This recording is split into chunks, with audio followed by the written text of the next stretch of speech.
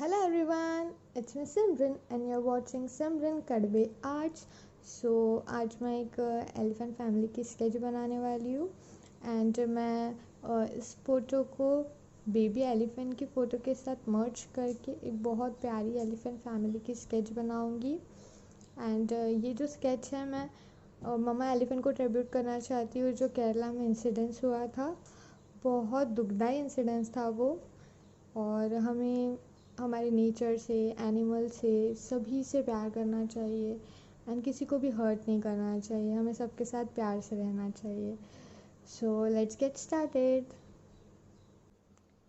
सो मैंने outline draw कर लिया है एंड अभी मैं फाइन डिटेलिंग करूँगी, और इसके लिए मैं मैकेनिकल पेंसिल का यूज़ कर रही हूँ 0.7 की।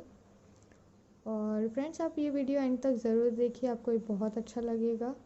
और अगर आपको अच्छा लगता है तो please hit the like button, और अगर कुछ कमी रहती है तो प्लीज़ आप कमेंट सेक्शन में मुझे बताइए कि क्या कमी रह गई है।